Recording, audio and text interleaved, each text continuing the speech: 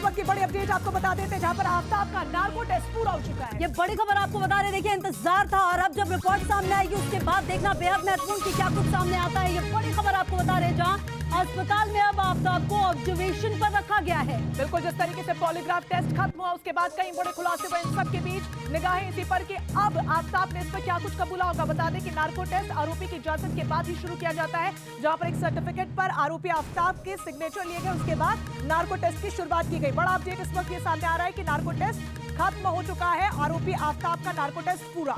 ये बड़ी खबर आपको बता रहे हैं, जहां श्रद्धा मजू केस से जुड़ी ये बड़ी खबर है। देखिए पॉलीग्राफ टेस्ट हुआ था लेकिन बहुत कुछ उससे सामने नहीं आया।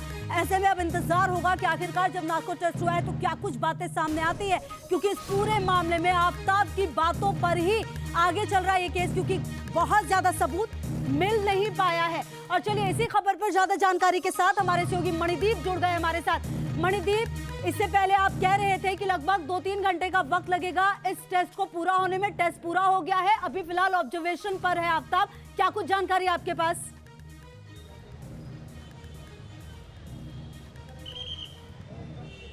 जी देखिए, तकरीबन 10 बजे के करीब ये टेस्ट, नार्को टेस्ट आफ्ताब का शुरू हुआ था अम्बेडकर हॉस्पिटल में और तकरीबन 2 ही घंटे में ये टेस्ट खत्म हो गया। दिल्ली पुलिस के भी जो सूत्र थे, हॉस्पिटल के सूत्र थे, वो भी ये कह रहे थे कि 2 से 3 घंटे का वक्त लग सकता है। यदि कुछ एक सवालों में आफ्ताब उलझता है तो इस समय और बढ़ सकता है, यानी 2 घंटे के करीब यदि ये नार्को टेस्ट पूरा हो गया है तो जाहिर सी बात है कि जो थोड़ी देर में अभी और ज़्यादा अंदर से खबरें सामने आ जाएंगी कि आफ्ताब का नार्को टेस्ट सीधे सीधे सवालों से किया गया और यानी कि सीधा सीधा जो जवाब है वो इसके अंदर दिया गया है। वही चंद सवाल जिनको लेकर के दिल्ली पुलिस सुराग खोजने की लगातार कोशिश कर रही है कि मर्डर ऑफ वेपन कहाँ है, बाकी के शरीर के हिस्से कहाँ हैं, मोबाइल फ़ोन कहाँ है, कपड़े कहाँ हैं, लोकेशन कहाँ थी।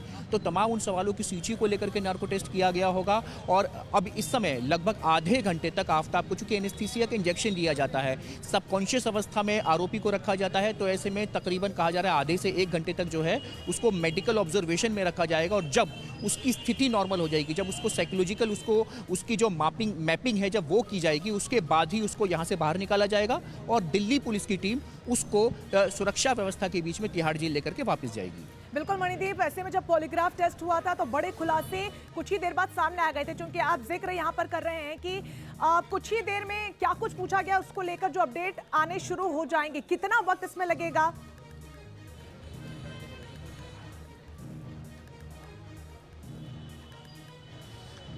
जी देखिए, जो नार्को से पहले भी और एफएसएल के जो अधिकारी हैं, जहां पॉलीग्राफी टेस्ट हुआ था, जब हमारी उनसे भी बातचीत हुई थी तो ऑफ कैमरा उन्होंने भी बताया था कि वही चंद सवालात कि मर्डर ऑफ वेपन कहां पर है, दोनों के बीच में रिश्ता कैसा था, आफ्ताब की साइकोलॉजी कैसी है और लड़कियों के साथ में क्या ताल्लुकात थे, आखिरी वो लोकेशन कहाँ थे, मोबाइल फ़ोन किस जगह पर फेंका गया है, मर्डर ऑफ वेपन कहाँ है, कपड़े कहाँ हैं, शरीर के दूसरे हिस्से कहाँ हैं, तमाम वो सवाल जिनको लेकर के पॉलीग्राफी में पूछताछ की गई थी। और उन्हीं सवालों को आगे बढ़ाते हुए, उसी लकीर को लंबा करते हुए दिल्ली पुलिस ने यहाँ पर नार्को टेस्ट किया है। और इन्हीं सवालों की इर्द गिर्द तकरीबन, क्योंकि जो अधिकारी हैं वो हम लोगों को बता रहे थे कि यदि कुछ एक सवालों पर आफ्ताब उलझता है या उलझाने की कोशिश करता है तो एक टेस्ट तकरीबन 3 घंटे के आसपास तक चल सकता है, लेकिन 2 घंटे पर खत्म हो गया है। बिल्कुल, यहाँ पर जो है थोड़ी देर में नार्को